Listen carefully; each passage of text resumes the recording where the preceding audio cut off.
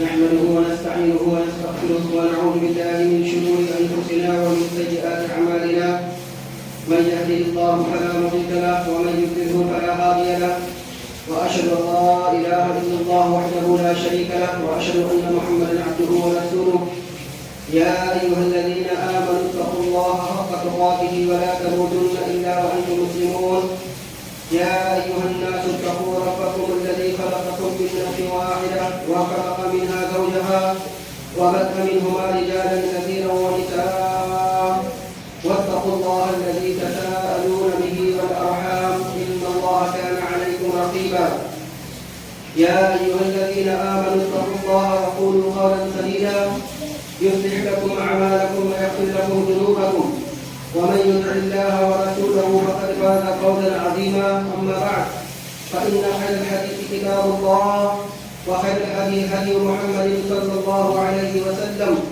وشر الأمور محدثاتها وكل محدثة بدعة وكل بدعة ضلالة وكل ضلالة في النار. أعوذ بالله السميع العليم من الشيطان الرجيم من همزه ونفخه ونفخه. بسم الله الرحمن الرحيم. لو أنزلنا هذا القرآن على جبل لرأيته خاشعا متصدعا من خشية الله. رب اشرح لي صدري ويسر لي أمري واحلل عقدة من لساني يفقهوا قولي. سبحانك لا علم لنا إلا ما علمتنا إنك أنت العليم الحكيم وتب علينا إنك أنت التواب الرحيم. تمام قسم کی تعریف کبریائی حمد و ثنا اس اللہ وحدہ لا شریک کی رعایت و زیبا ہے جس نے ساری کائنات کی تخلیق فرمائی، ہماری ضرورتوں کے واسطے ہر ایک چیز کو مہیا فرمایا، ہماری رشد و ہدایت کے لیے انبیاء اور رسولوں کا سلسلہ جاری فرمایا اور ہمیں مسلمان بنایا. درود اور سلام نازل ہو تمام انبیاء کرام علیہ الصلوۃ والتسلیم پر، خصوصاً امام کائنات امام الانبیاء افضل البشر خاتم النبیین شفیع المذنبین رحمۃ للعالمین محمد صلی اللہ علیہ وسلم پر. اللهم صل على محمد وعلى آل محمد كما صليت على إبراهيم وعلى آل إبراهيم إنك حميد مجيد. اللهم بارك على محمد وعلى آل محمد كما باركت على إبراهيم وعلى آل إبراهيم إنك حميد مجيد.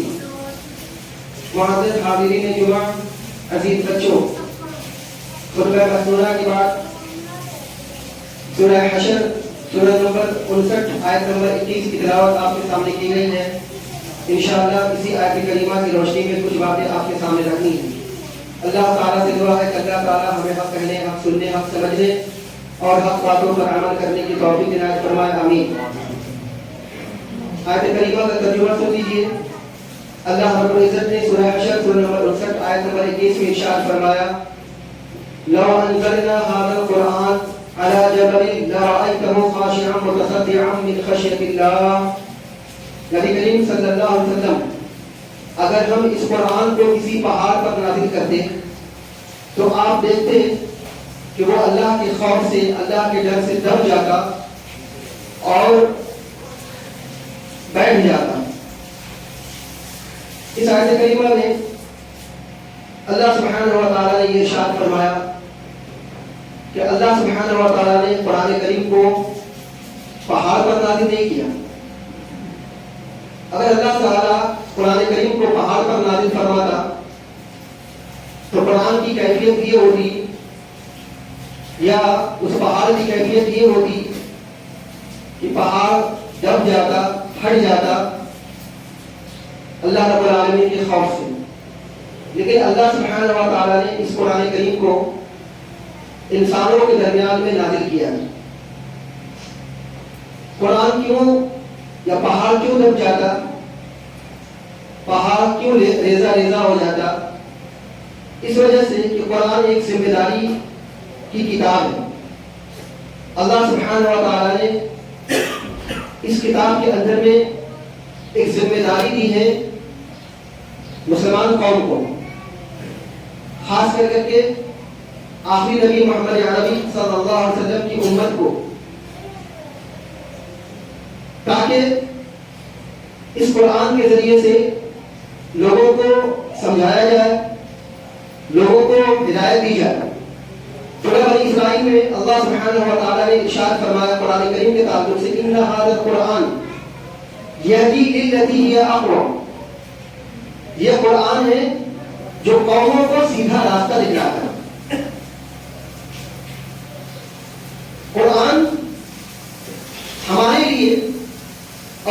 لیے زندگی گزارنے کا ایک گائیڈ لائن ہے، ایک ایسی کتاب ہے کہ جس میں آپ اگر پڑھیں گے تو آپ کو یہ پتا چلے گا کہ ہم لوگوں کو زندگی کیسے بسر کرنی چاہیے. اگر کوئی آدمی قرآن کے مطابق زندگی بسر کرتا ہے تو وہ کامیاب ہے. لیکن اگر کوئی آدمی، اب اس کی دو شکل ہے، یا تو یہ کہ آدمی نے قرآن کو پڑھا ہی نہیں ہے، یا قرآن کو پڑھا تو ہے لیکن سمجھا نہیں ہے، یا قرآن کو پڑھا بھی ہے اور سمجھا بھی ہے لیکن اس پر عامل نہیں ہے، پر عمل نہیں کرتا. تو قرآن یہ کسی شکل میں، چاہے آپ قرآن کو پڑھ لیجیے، چاہے آپ قرآن کو نہ سمجھیے، چاہے قرآن پر آپ عمل مت کیجیے، اللہ تعالیٰ آپ کو ہدایت دینے والا نہیں ہے. کیونکہ بہت سارے لوگ ایسے ہیں جو قرآن پڑھتے ہیں لیکن قرآن پڑھ کے گناہ ہو جاتے ہیں. یہ الگ موضوع ہے بحث کا کہ قرآن کو کس طرح سے پڑھتے ہیں اور کس طریقے سے قرآن پڑھ کے گناہ ہو جاتے ہیں. لیکن ہمیں سمجھنا چاہیے کہ لوگ قرآن پڑھ کے گناہ ہو جاتے ہیں. ایک حدیث کے اندر میں اللہ کے رسول صلی اللہ علیہ وسلم ارشاد فرماتے ہیں ایک وقت ایسا آئے گا کہ لوگ قرآن پڑھیں گے لیکن قرآن ان کے حلق سے نیچے نہیں اترے گا. مطلب یہ ہے کہ قرآن تو پڑھیں گے لیکن قرآن کو سمجھیں گے، اور جب سمجھیں گے نہیں تو اس پر عمل ہی نہیں کریں گے. بہت اچھے انداز میں قرآن پڑھیں گے، بڑی قرت کے ساتھ کو قرآن پڑھیں گے، بڑی اچھی آواز میں قرآن پڑھیں گے. لوگ بات جب ان کی قرآن کو سنیں گے تو ان کی گرویدہ ہو جائیں گے، لیکن ان کے اچھی آواز کے قرآن پڑھنے سے کوئی فائدہ نہیں ہوگا، اسی لیے قرآن ان کے ہاتھ سے نیچے نہیں اترے گا. اس وجہ سے اللہ سبحانہ و تعالیٰ ارشاد فرماتے ہیں کہ یہ قرآن ہے جو لوگوں کو ہدایت دیتا ہے. ہدایت جب بھی ملے گی جب ہم قرآن کو سمجھیں گے، ہدایت جب بھی ملے گی جب ہم قرآن پر عمل کریں گے، ہدایت جب بھی ملے گی جب ہم قرآن کے تقاضوں پر عمل کریں گے. قرآن ہمارے درمیان میں موجود ہے بحیثیت مسلمان، ہر گھر میں قرآن ہے، لیکن قرآن کہاں ہے؟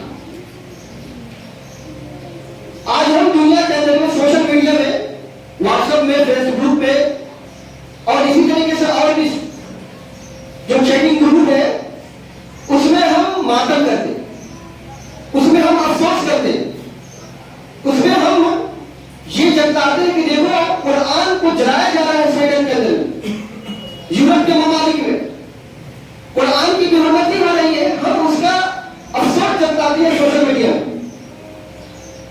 لیکن صحیح معنوں میں دیکھی جائے تو قرآن کے سب سے بڑے بے حرمتی کرنے والے ہم خود ہیں. ہم خود قرآن کی بے حرمتی کر رہے ہیں. ہم میں سے ہر آدمی جائزہ لے کہ کیا وہ قرآن کی بے حرمتی نہیں کر رہا. اگر آپ رسول اکرم صلی اللہ علیہ وسلم کی حدیثوں کا مطالعہ کریں گے تو آپ کو یہ پتہ چلے گا کہ آپ خود قرآن کی بے حرمتی کر رہے ہیں. بہت ساری باتیں انشاءاللہ خطبے کے دوران میں آئیں گی. ایک حدیث سنیے، صحیح مسلم احمد کی روایت ہے، صحیح ترجیح کی روایت ہے. عمر بن خطاب رضی اللہ تعالیٰ عنہ فرماتے ہیں کہ اللہ کے رسول صلی اللہ علیہ وسلم نے ارشاد فرمایا کہ یہ قرآن ہے جس کے ذریعے سے اللہ سبحانہ و تعالیٰ بعض قوموں کو بلندی عطا کرتا ہے، اور یہی قرآن ہے کہ جس کے ذریعے سے اللہ سبحانہ و تعالیٰ بعض قوموں کو ذلیل کر دیتا ہے. قرآن کو پڑھنے، قرآن کو سمجھنے، قرآن پر عمل کرنے، قرآن کو پھیلانے اور قرآن کے تقاضوں پر عمل کرنے کی وجہ سے اللہ سبحانہ و تعالیٰ قوموں کو رفعت اور بلندی عطا کرتا ہے. لیکن قرآن کو نہ سمجھنے، قرآن کو پر سے پوچھ ڈال دینے، قرآن پر نہ عمل کرنے، قرآن کی باتوں کو نہ نشر کرنے اور قرآن کے تقاضوں پر نہ عمل کرنے کی وجہ سے اللہ سبحانہ و تعالیٰ بہت ساری قومیں ایسی جس کو ذلیل کر دیتا ہے.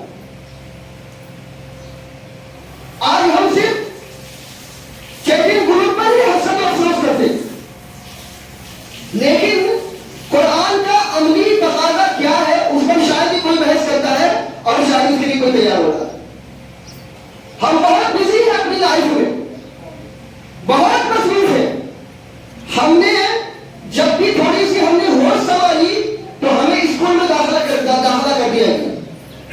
ہمیں جب ہوش آیا تو ہمیں پتا چلا کہ ہمیں یہ پڑھنی چاہیے, تب ہم جا کر کے دنیا کی زندگی میں کامیاب ہو سکتے.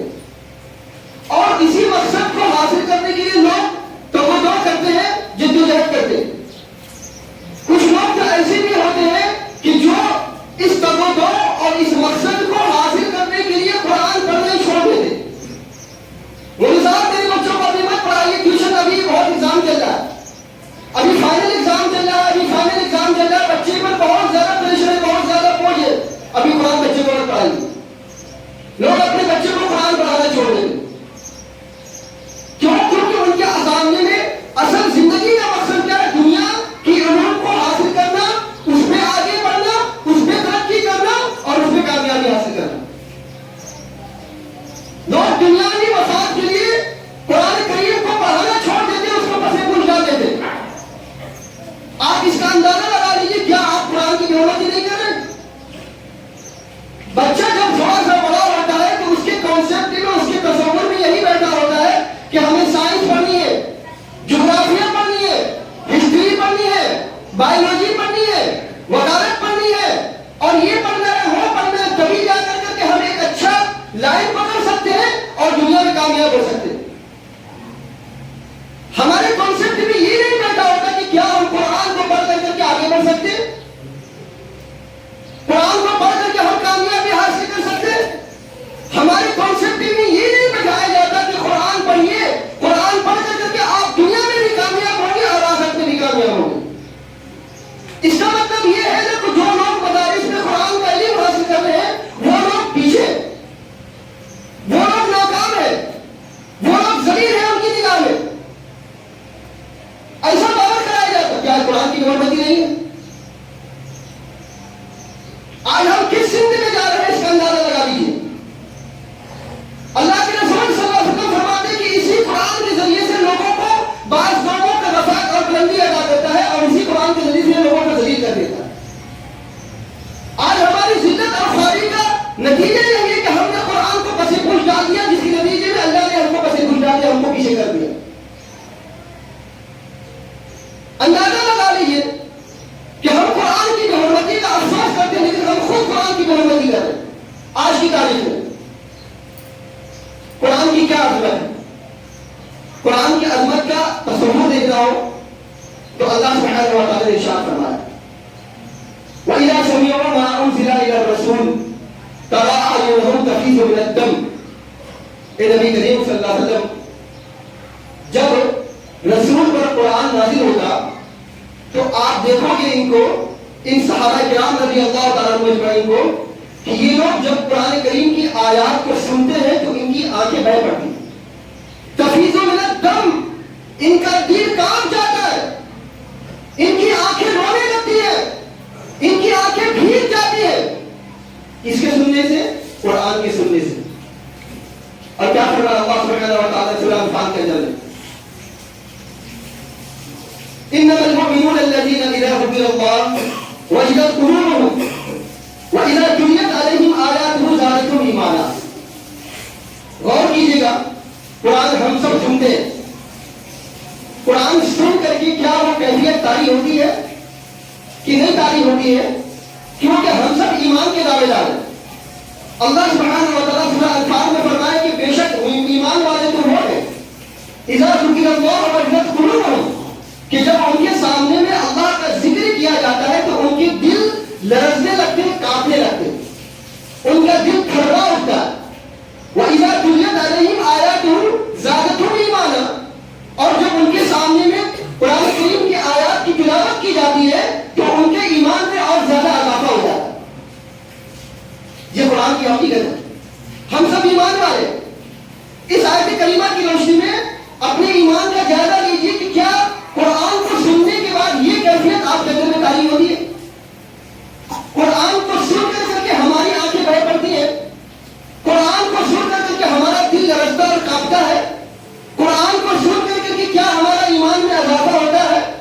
اگر یہ کیفیت ہے تو فقیر فقیہا نعمہ، الحمدللہ ثم الحمدللہ، اللہ اس کی توفیق عطا فرمائے۔ لیکن اگر ان ساری چیزوں کے باوجود قرآن آپ سن رہے لیکن قرآن کو سننے کے باوجود آپ کا دل نہیں کانپتا، قرآن سننے کے باوجود آپ کی آنکھیں نہیں بھیگتی ہیں، قرآن سننے کے باوجود آپ کا ایمان بڑھتا نہیں ہے، تو سمجھ لیجیے کہ آپ نے قرآن کو سمجھا ہی نہیں ہے یا قرآن کو سمجھنا نہیں چاہتے۔ اس سے بڑی محبت قرآن کی کیا ہو سکتی؟ اب کیا فرمایا اللہ سبحانہ، وہ دور تھا صحابہ کرام رضی اللہ تعالیٰ عنہ کے دور تھا، صحابہ کرام رضی اللہ تعالیٰ عنہ قرآن کو سمجھا کرتے تھے، جب سمجھتے تھے تب جا کر کے ان پر یہ کیفیت تاری ہوتی تھی۔ ان کو ایک شوق تھا، ان کو ایک جذبہ تھا قرآن سننے کا اور سنانے کا، ان کو شوق تھا قرآن کے تقاضوں پر عمل کرنے کا، تب جا کر کے ان پر یہ کیفیت تاری ہوتی تھی۔ آج یہ کیفیت تاری ہم پر نہیں ہوتی، اس لیے کہ آج ہم نے قرآن کو بیچ دیا، اس لیے کہ آج ہم قرآن کی بےحرمتی کر رہے ہیں۔ وہ صحابہ پھر قرآن کی بےحرمتی نہیں کرتے تھے جس کی وجہ سے ان کی آنکھیں بھیگ جاتی تھی، آج ہماری آنکھیں بھیگتی اس وجہ سے نہیں ہے کہ ہم قرآن کی بےحرمتی کرتے۔ کس بارے میں قرآن کی بےحرمتی کرتے؟ آپ اندازہ لگائیے اللہ سبحانہ و تعالیٰ نے کیا ارشاد فرمایا۔ اللہ ارشاد فرماتے ہیں وَرَتِّلِ الْقُرْآنَ تَرْتِيلًا، قرآن کو ٹھہر ٹھہر کر کے پڑھو۔ اور باقاعدہ اس کے لیے حدیث سلسلہ احادیث صحیحہ کی روایت ہے اور جامع ترمذی کی روایت میں اللہ کے رسول صلی اللہ علیہ وسلم ارشاد فرماتے ہیں کہ کل آخرت میں ایک قرآن کے قاری کو کہا جائے گا تو پڑھتا جا اور چلتا جا۔ جیسے کہ دنیا میں ٹھہر ٹھہر کر کے قرآن کو پڑھا کرتا تھا، اسی طریقے سے آج بھی ٹھہر ٹھہر کر پڑھتا جا اور چلتا جا۔ لوگ آج قرآن کو کس اسپیڈ میں پڑھتے ہیں اور کس تیزی کے ساتھ میں پڑھتے ہیں، کیا یہ قرآن کی بےحرمتی نہیں ہے؟ اندازہ لگائیے کیا قرآن کی بےحرمتی نہیں؟ اللہ فرما رہا ہے قرآن کو ٹھہر ٹھہر کے پڑھو۔ آج تراویح میں ہمارے قرآن پڑھنے کا انداز کیا ہے؟ آپ جا کر کے مسجدوں میں اندازہ دیکھ لیجیے جا کر کس اسپیڈ میں قرآن کو پڑھا جاتا کہ سننے والے بس یہی سمجھ لیتے ہیں کہ تراویح کا یہی کانسیپٹ یہی تصور ہے کہ اسپیڈ میں قرآن کو پڑھا جائے۔ جس حافظ صاحب جتنا زیادہ قرآن کو اسپیڈ پڑھیں گے اتنے زیادہ بہت اچھے حافظ ہوگا، بہت اچھے قاری مانے جائیں گے۔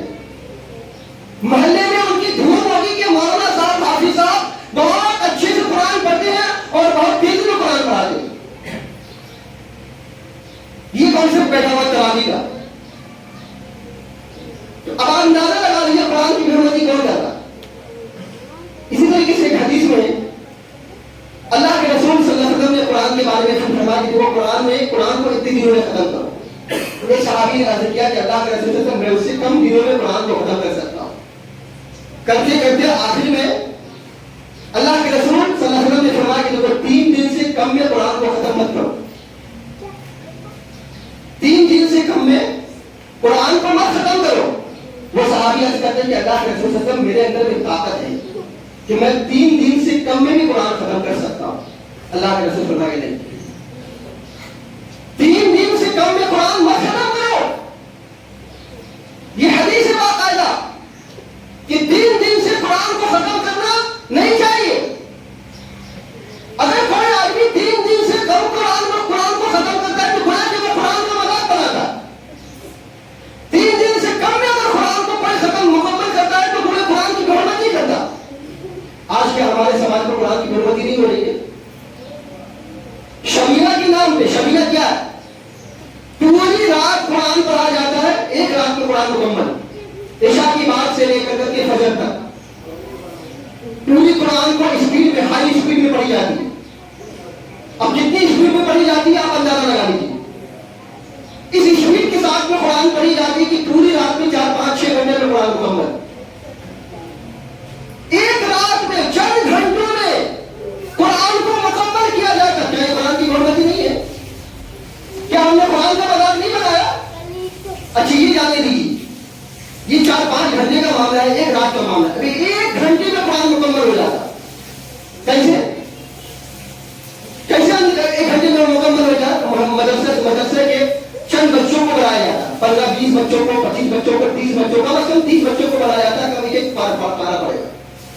कुरान खानी के नाम पर 1 घंटे में कुरान मुकम्मल, बस कुरान की तकाज़े पे अमल कर लिया, कुरान को हमने पढ़वा लिया, कुरान से हमने खैर और बरकत हासिल कर ली, कुरान से हमने फायदा उठा लिया, बस 1 घंटे में कुरान मुकम्मल। 30 बच्चे आए, एक पारा जाकर के पढ़े, कुरान मुकम्मल हो गया। क्या कुरान की बरकत नहीं है? कौन कर रहा है? गैर कर रहे हैं, यूरोप वाले कर रहे हैं, यहूदी नसारा कर रहे हैं, कौन कर रहा है इसको? 1 घंटे में कुरान मुकम्मल कौन कर रहा है? अल्लाह के रसूल सल्लल्लाहु अलैहि वसल्लम ने फरमाया कि 3 से कुरान खत्म मत करो, हमारे यहाँ 1 घंटे में कुरान मुकम्मल हो जाता है। कौन बेइज्जती कर रहा है इसकी? कौन रसूल अकरम सल्लल्लाहु अलैहि वसल्लम की फरमान की धुचियां देखेगा? क्या कुरान में कहीं लिखा हुआ है 1 घंटे में कुरान मुकम्मल करो? क्या अल्लाह के रसूल सल्लल्लाहु अलैहि वसल्लम की किसी हदीस में है कि कुरान को 1 घंटे में 30 आदमी मिल करके मुकम्मल कर लो? कुरान की बरकत नहीं तो क्या? इसी तरीके से आप देख लीजिए कि कुरान को हमने किस चीज का जरिया बना रखा। कुरान गिर गया, हमारे घर के अंदर में कुरान गिर गया। अब जैसे कुरान गिरा, सर से लेकर के पैर तक पसीना पसीना आदमी डरने लगता था, अल्लाह कुरान गिर गया, कुरान गिर गया। अब छटपटाने लगे, फोन पे फोन लगा रहे, मौलवी साहब से, हाफिज साहब से, मौलाना साहब से मसला पूछे, कुरान गिर गया, करना क्या पड़ेगा? और ऐसे मौलाना साहब से मसला पूछ रहे जो कुरान को पेश कर करके खाता, कुरान को पढ़ कर करके लोगों के सामने में हाथ फैलाता।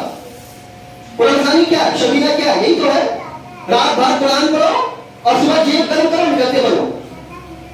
तेरे घर में बरकत हुई तो कि नहीं? इमाम साहब को, हाफिज साहब से कोई मतलब नहीं। 1 घंटे में कुरान पढ़ा, खाना वाना खाया, कुछ खाया पिया, नाश्ता वाश्ता किया, जेब गर्म किया, निकलते बना। तेरे घर में बरकत हुई कि नहीं है? कुरान के तकाज़ों पर अमल हुआ नहीं हुआ, कोई मतलब नहीं, जेब तो गर्म हो गया। अल्लाह के रसूल सल्लल्लाहु अलैहि वसल्लम की हदीस है, वक्त ऐसा आएगा कि लोग कुरान पढ़ेंगे और कुरान पढ़ करके लोगों के सामने में भीख मांगेंगे। भीख तो नहीं मांगा जाता है, लेकिन ये कॉन्सेप्ट है कि अगर नहीं दिया जाए तो लोग नाराज हो जाते हैं, आइंदा से उसे कुरान खाने नहीं रखेगा, कोई देने वाला नहीं है, महाकंजूस आदमी है। ये हमारे लिए कॉन्सेप्ट पैदा हुआ, तो ये चला है। तो अब मौलाना साहब बेचारे जो कुरान को खुद बेचते हैं, उनसे मसला पूछा जा रहा है, इमाम साहब, मौलाना साहब कुरान गिर क्या करें तो क्या करें? अब वो कहता है कि कुरान गिर गया है, कुरान गिरने का बड़ा कफारा है।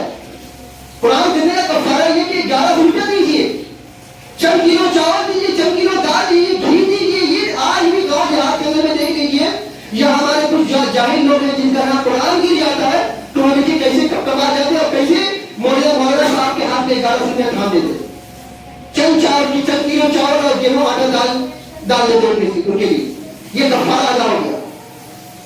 घरों के अंदर में कुरान कहाँ रखा हुआ? सबसे ऊंची जगह पे। घरों के अंदर में नाच गाना फहाशी अय्याशी हो रही है, कुरान की कोई बेहरमती नहीं हो रही। कुरान के अंदर में टीवी चल रही है, सीरियल चल रहा है, कोई कुरान की बेहरमती नहीं हो रही। कुरान घर के अंदर में रखा हुआ है और गंदे गंदे अल्फाज निकाले जा रहे, कोई जरा बराबर भी अफसोस नहीं कि कुरान की बेहरमती है। कौन करता कुरान की बेहरमती? रोज अखबारात का मुताला किया जाता है, कुरान शरीफ का शायद एक दिन मुताला किया जाता। लोग बाइबल नहीं पढ़ते, बड़ी बड़ी किताबें, मोटी मोटी किताबें पढ़ते, लेकिन कुरान के एक हर्फ को शायद ही समझते हो। अलिफ लाम मीम किसको कहते हैं? अलिफ लाम मीम का नाम क्या है और अलिफ लाम मीम का माना क्या है, शायद इससे कोई जानते। आप में से कोई जानता है इसको अलिफ लाम मीम क्या है? अलिफ लाम मीम के माना क्या है, कोई जानता है? लेकिन अगर डिस्कस करने बैठो दुनिया की जिंदगी के मामला में, हिस्ट्री के मामले में, और इसी तरह से क्रिकेट के मामले में, और इसी तरह दुनिया में और बहुत सारे मामला देखिए, आपकी नॉलेज बिल्कुल हाई लेवल की होगी। कुरान के मामले में जरा बराबर का सिफर, कौन बेहरमती कर रहा? कुरान की बेहरमती कर कौन रहा? आज कुरान को हमने मुर्दों को बख्शवाने का जरिया बना के रखा हुआ। मर गया है, हाफिज साहब आएंगे, सूरह यासीन पढ़ेंगे, बख्श देंगे वो। मुर्दों को बख्शवाने का जरिया ये कुरान बन चुका है। आज कौन बेहरमती कर रहा कुरान की? कौन इसकी बेहरमती कर रहा? कुरान हमने समझा है। आप देख लीजिए کل مر کر کے قبر کے اندر بھی جائیں گے. قبر میں آپ سے سوال کیا جائے مر رب ہوگا تیرا رب کون ہے؟ آپ نے جواب دیا الحمدللہ. دین کے بارے میں جواب دے دیا, رسول اکرم صلی اللہ علیہ وسلم کے بارے میں جواب دے دیا. اب آپ سے ایک اور سوال کیا جائے, اچھا تم یہ بتا, تو رب کے بارے میں جانتا ہے, دین کے بارے میں جانتا ہے, محمد صلی اللہ علیہ وسلم کے بارے میں جانتا ہے, تجھ کو معلوم کیسے ہوا یہ تینوں باتیں تجھ کو معلوم کیسے ہوا؟ تو وہ کہے گا کہ آمنت قرأت بالکتاب, میں نے اللہ کی کتاب کو پڑھی, میں نے اللہ کی کتاب قرآن کو پڑھی, میں نے قرآن کو پڑھ کر کے اس کو سمجھا, اس کی تصدیق کی, اس پر ایمان لایا. اگر ہم میں سے کوئی آدمی قرآن نہ پڑھا ہوگا تو وہ رب کے بارے میں کیسے جانے گا؟ اگر ہم نے کسی آدمی نے قرآن کو نہیں پڑھا ہوگا وہ دین کے بارے میں کیا جانے گا؟ اگر ہم میں سے کسی نے قرآن کو نہیں پڑھا ہوگا وہ محمد صلی اللہ علیہ وسلم کے بارے میں نہیں جانے گا, کل قبر میں کیا جواب دے گا؟ آپ کو کہنا آسان ہے, ہم تو یہ کہہ رہے کہ ہم نے قرآن پڑھا. کیا آپ نے قرآن پڑھا؟ وہ قبر کی وہ وحشت ہوگی جب اچھے اچھوں کی کھوئی نکل جائے گی. اچھے لوگ, اچھے تقویٰ, جو تقویٰ کا دعویٰ کرتے ہیں نا, جو ایمان کا دعویٰ کرتے ہیں, جب وہ منکر نکیر کو دیکھیں گے نا, سارا کا سارا معاملہ ہوا کا ہوا ہو جائے گا. کچھ سمجھ میں نہیں آئے گا کیا جواب دے گا؟ ہاں, یثبت اللہ الذین آمنوا بالقول الثابت, اللہ ثابت قدم رکھے گا قبر کے اندر میں اس شخص کو کہ جو قرآن پر مضبوطی سے عمل کرتا ہو, قرآن پر مضبوطی پر ایمان رکھتا ہو, اللہ رب العالمین کی وحدانیت پر مکمل طور سے ایمان رکھتا ہو, اللہ سبحانہ و تعالیٰ اس پر ثابت قدم رکھے گا. وہ منکر نکیر سے نہیں ڈریں گے, ان پر کوئی ڈر نہیں ہوگا, کوئی خوف نہیں ہوگا, کوئی رنجیدہ نہیں ہوں گے, آسانی کے ساتھ میں فرشتوں سوال کا جواب دیں گے. یہ کیفیت ہو. لیکن ہمارا کیا معاملہ ہے؟ کیا ہم قرآن کی بے حرمتی نہیں کر رہے؟ ہمارے سماج میں کیا قرآن کی بے حرمتی نہیں کی جا رہی؟ آج قرآن کو بخشوانے کا, قرآن یہ آپ دیکھ لیجیے کہ تعبیر آتی فلم الف لام میم لکھا ہوا ہے, لوح قرآنی لکھی ہوئی ہے, آیت کرسی لکھی ہوئی ہے, چاروں کل لکھا ہوا ہے, اور بک رہا باقاعدہ بازار کے اندر میں. کتنا آ گیا؟ 151 روپیہ. خیر و برکت کا ذریعہ وہ فلم, اگر آپ اس کو روزانہ صبح کے وقت میں دیکھ لیں گے تو آپ کو جھولی بھر کر کے روپیہ ملے گا. لوگ کیا دیتے ہیں, صبح اٹھیں گے دیکھیں گے جھولی بھر کر, ایمان ہو گیا, اس پر بھروسہ ہو گیا کہ فریم کو دیکھیں گے تو شام تک یا رات تک جھولی بھر کر کے پیسہ آ جائے. آتا بھی ہے, بہت سارے لوگوں کا آتا بھی ہے, اس پر ایمان ہے کہ آتا ہے, کماتے ہیں, دراصل کماتے ہیں لوگ اسی کو دیکھ کر کے. اور یہی فریم کہاں بک رہا ہے؟ بازاروں میں بک رہا ہے, فٹ پاتھ پہ بک رہا ہے, جہاں پہ ہوائیں چل رہی ہیں, جہاں دھواں ہو رہا ہے, جہاں پہ کیچڑ اڑ رہا ہے, وہاں پہ وہ فریم بک رہا ہے. کتنا ہدیہ؟ 151 روپیہ, 201 روپیہ ہدیہ ہو رہا ہے. خیر و برکت کا ذریعہ کہاں بک رہا ہے؟ بازار میں بک رہا ہے, فٹ پاتھ پہ بک رہا ہے. کیا قرآن کی بے حرمتی نہیں ہے؟ قرآن کی بے حرمتی نہیں ہے.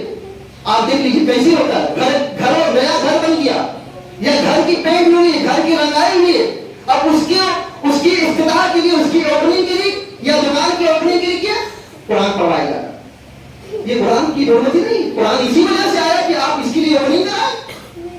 مر گئے, تیجا کے نام پہ, چہارم کے نام پہ, چلیفہ کے نام پر, برسی کے نام پہ قرآن پڑھایا جاتا. ہم نے ایک ختم کیا, 2 کا مکمل کیا, 4, جتنا زیادہ مکمل ہوگا مردوں کو اتنی زیادہ بخشائی ہو جائے گی. وہ ہے قرآن, یہ آیا مردوں کو بخشوانے کے ذریعے.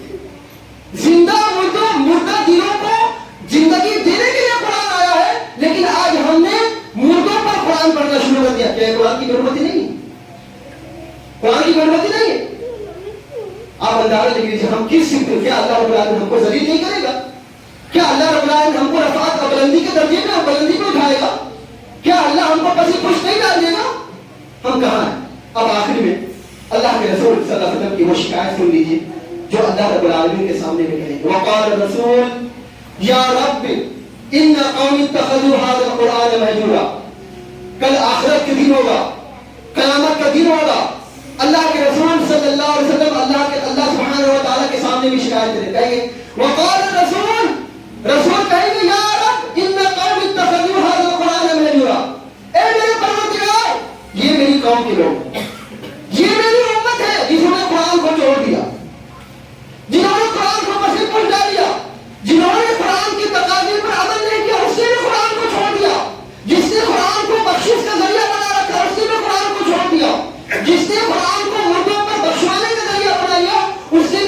چھوڑ دیا. جس نے قرآن کو سمجھا ہی نہیں اس نے قرآن کو چھوڑ دیا. جس نے قرآن کو پڑھا ہی نہیں اس نے بھی قرآن کو چھوڑ دیا. جس نے قرآن کی تقاضوں پر عمل نہیں کیا اس نے بھی قرآن کو چھوڑ دیا. جو قرآن کو نشر و اشاعت نہیں کرتا ہے اس نے بھی قرآن کو چھوڑ دیا. کل رسول قیامت کی یہی شکایت کرے ہیں میرے پروردگار یہ میری قوم کے لوگ ہیں جنہوں نے قرآن کو چھوڑ دیا. کیا ہم نے قرآن کو نہیں چھوڑا؟ کیا ہم نے قرآن کی بے حرمتی نہیں کی؟ کیا اللہ سبحانہ و تعالیٰ ہم کو رفعت و بلندی کے درجے پر بیٹھائے گا؟ قبر میں ہم سب کیا جواب دیں گے؟ اس لیے میرے بھائیوں اور بزرگوں دوستوں بڑی تلخ بات ہے, بہت ہی کڑوی بات ہے. یہ قرآن ہے جس کو اللہ سبحانہ و تعالیٰ نے امانت کے طور پر ہم سبوں کو دیا ہے. یہ قرآن ہے جو ہماری ہدایت کا ذریعہ ہے. یہ قرآن ہے جسے اللہ سبحانہ و تعالیٰ نے ہمارے لیے رہنمائی کا ذریعہ بنا کر کے بھیجا ہے. اس لیے قرآن پڑھیے, قرآن پڑھیے. کہیں ایسا نہ ہو کہ آپ رسول اکرم صلی اللہ علیہ وسلم کی شکایت کی زد میں آ جائیں. کہیں ایسا نہ ہو کہ جب قبر میں آپ سے پوچھا جائے تو آپ جواب نہ دے سکے. قرآن پڑھیے جہاں تک ممکن ہو سکے. بہت اچھی اچھی کتابوں کو پڑھتے, بڑی بڑی موٹی موٹی کتابوں کو پڑھتے. قرآن پڑھیے, روزانہ قرآن کو پڑھیے, ایک رکوع پڑھیے, ایک آیت پڑھیے. قرآن کو سمجھیے, قرآن کے معنی اور اس کے مفاہیم پر غور کیجیے. اللہ سبحانہ و تعالیٰ ارشاد فرماتے ہیں ایمان والوں کے بارے میں کہ ایمان والے وہ ہیں جو قرآن کو پڑھتے ہیں, سمجھتے ہیں اور تدبر اور غور و فکر کرتے ہیں. تدبر کیجیے, غور و فکر کیجیے. اپنے بچوں کو قرآن پڑھائیے, اپنے بچوں کو قرآن سکھلائیے. قرآن کے تقاضوں پر عمل کرنے کی کوشش کیجیے. قرآن کو پھیلائیے, اللہ کے واسطے قرآن کو پھیلائیے. قرآن کے معنی مفہوم کو سمجھیے. قرآن کی بے حرمتی مت کیجیے. قرآن کو پس پش مت ڈال دیجیے. قرآن کو پیچھے مت دھکیل دیجیے, ورنہ قرآن اگر آپ نے قرآن کو پیچھے دھکیل دیا تو اللہ سبحانہ و تعالیٰ بھی آپ کو دنیا کے ہر معاملے میں پیچھے دھکیل دے گا. اللہ تعالیٰ کا دعا ہے اللہ سبحانہ و تعالیٰ ہم سب کو قرآن کی سمجھنے کی توفیق عطا فرمائے. العالمین ہم تمام مسلمانوں کو قرآن کے تقاضوں پر عمل کرنے کی توفیق عطا فرمائے. العالمین ہم تمام مسلمانوں کو قرآن کے سمجھنے کی توفیق عطا فرمائے. العالمین ہمیں جو ایمان اور شفا کاملہ عاجلہ عطا فرمائے. جو پریشان حال ان کی پریشانیوں کو دور فرما, جو قرضدار انہیں قرضہ ادا کرنے کی توفیق عطا فرما. العالمین ہمارے مسلمان بچے اور بچیوں کی حفاظت فرما. العالمین جو رزق حلال کے لیے جدوجہد کر رہے ہیں العالمین تو ان کی جدوجہد میں کامیابی عطا فرما. العالمین جو بچے اور بچیاں امتحانات دے رہے ہیں العالمین تو ان کے امتحانات میں کامیابی عطا فرما. العالمین ہمارے مدارس, ہماری مساجد, ہمارے علماء, ہمارے ائمہ, ہمارے دعات اور ہمارے حفاظ کی حفاظت فرما. العالمین ہم جب تک جیے کتاب اللہ اور سنت رسول اللہ صلی اللہ علیہ وسلم پر عمل کرتے ہوئے جیے, اور جب ہمارا خاتمہ ہو ان دونوں پر عمل کرتے ہوئے ہمارا خاتمہ ہو. اقول قولی ھذا واستغفر اللہ لی ولکم ولسائر المسلمین واخر دعوانا الحمد للہ رب العالمین. ان الحمد لله نحمده ونستعينه ونستغفره ونعوذ بالله من شرور انفسنا